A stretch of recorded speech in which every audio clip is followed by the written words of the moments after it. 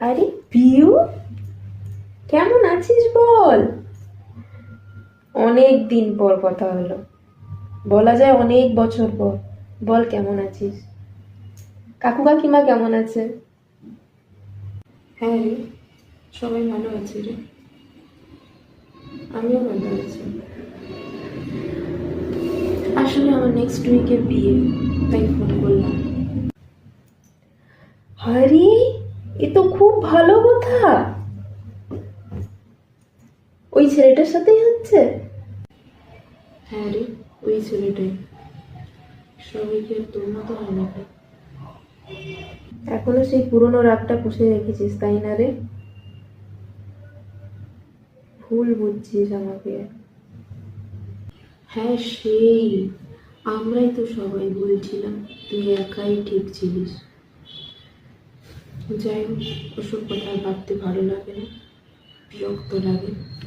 আসবি তো তুই, নাকি সংসারের চাপে রুজুয়ার দিবি? দেখছি রে। ও, বুঝে গেছি, আসতে পারবি না তাই তো? বিয়ের পর খুব সুখী আছিস তাই না রে? সুখী? ও, ভালো কথা। গৌর চাকরি পেয়েছে জানিস? উমা, এ তো খুব ভালো কথা। আমার তরফ থেকে অভিনন্দন জানাস। কেমন আছে রে গৌ? তোর কি মনে হয় গৌর এখন বিয়ে করেনি জানিস? তার জন্য কি তুই আমাকেই দোষী করছিস?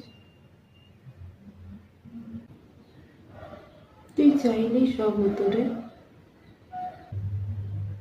পরিস্থিতি অন্য কিছু ছিল রে। তুই আর কোনো এক্সকিউজ দিস না প্লিজ। সারা জীবন ওই সংসার নিয়েই পড়ে থাক।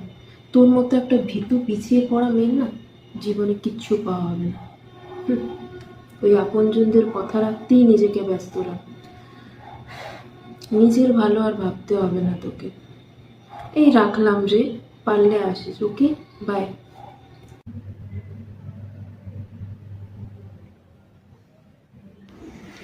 তোকে কি করে বোঝাই পিউ?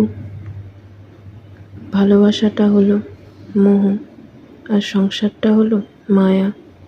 জীবনটা মোহ মায়ের খেলা।